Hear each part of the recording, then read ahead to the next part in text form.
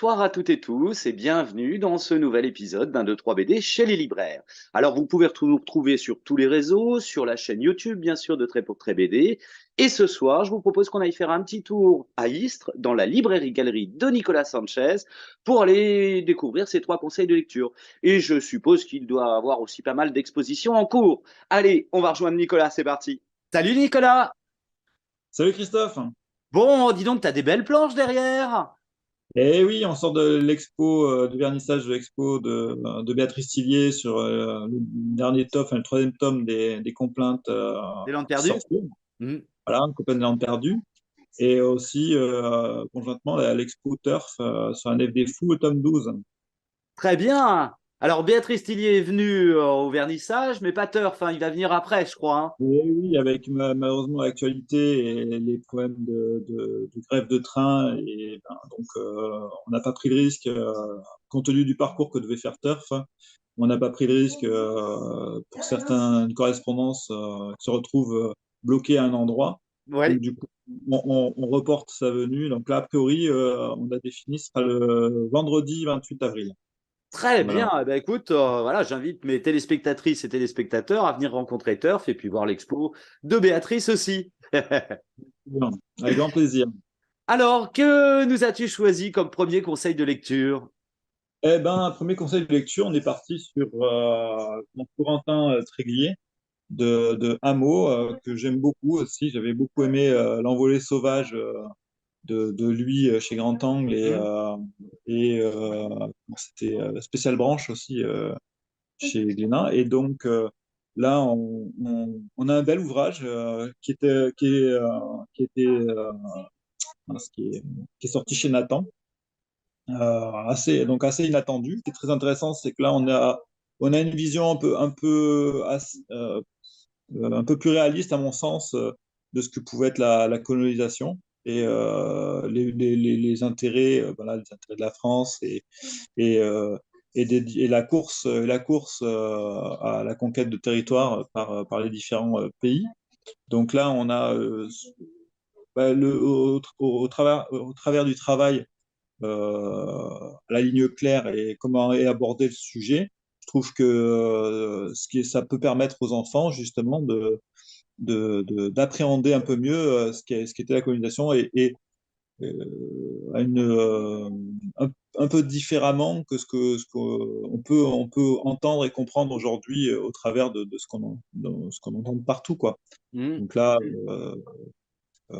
et donc pour l'histoire donc de cet ouvrage, on a Corentin donc qui est mandaté par le ministère du gouvernement français d'aller explorer un territoire en Afrique qui semble-t-il, n'est occupé par aucun pays Ouais. concurrent. Et donc on voit que Corentin lui ne connaît pas particulièrement l'Afrique. Quand il arrive, effectivement, il découvre pour la première fois des hommes noirs et ainsi de suite. Donc il est étonné de voir des constructions, il est étonné de voir qu'il pensait arriver sur des territoires complètement vierges. Et Hmm. finalement, bah, il voit qu'il y a quand même des villages, il voit qu'il y a des pêcheurs, il voit.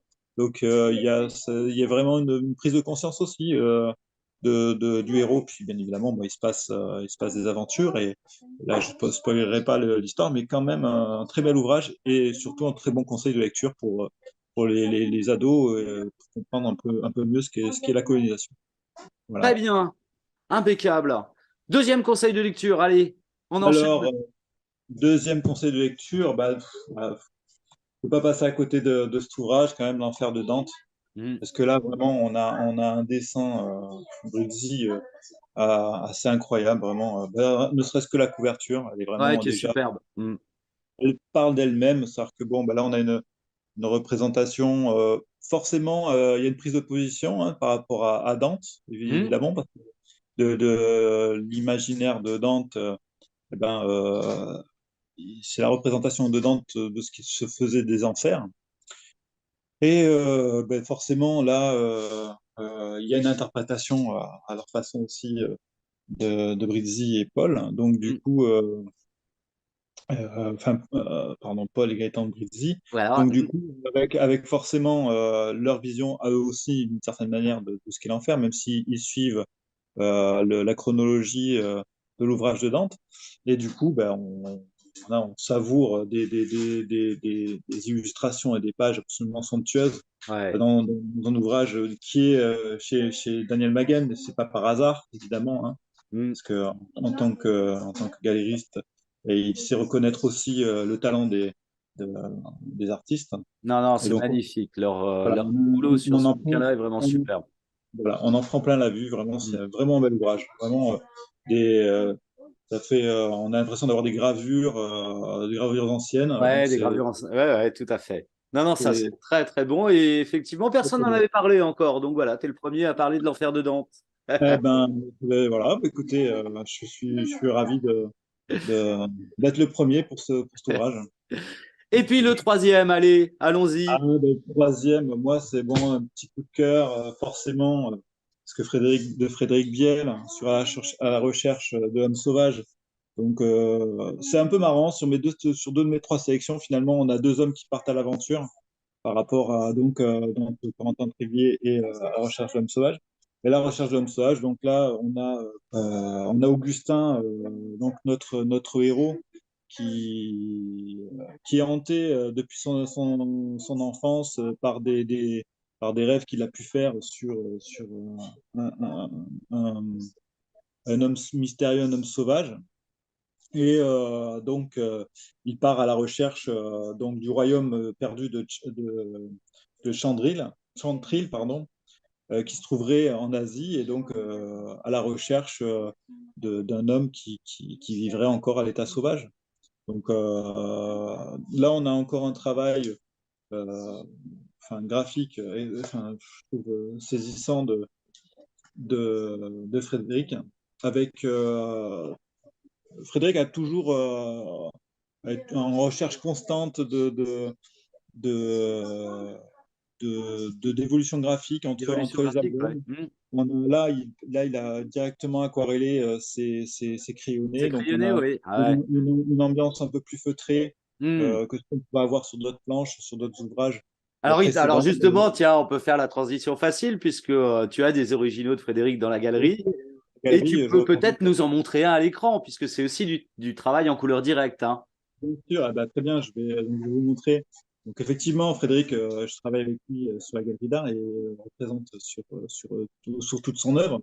Et j'ai des planches d'Africa Dreams, notamment à l'aquarelle ou Exosmooth, un album tiens, qu'il avait fait, que j'avais beaucoup aimé avec Pierre Macchio.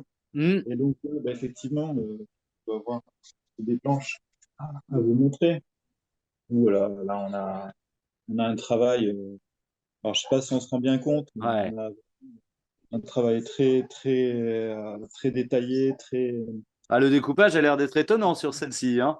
ouais, voilà, on a un découpage assez incroyable, hein, avec beaucoup d'intensité dans les différentes tonalités de couleurs. Je peux vous montrer une autre. Donc là, on est sur des planches d'Exosmooth. Voilà, et en fait, et, Superbe, ouais. voilà, le travail est complètement différent. Enfin, complètement différent, non, parce que c'est toujours de l'aquarelle. Mm. Mais voilà, là, il y a plus d'ancrage que bah, sur le dernier album de La Recherche de l'homme sauvage. On a plus, on n'a pas d'ancrage.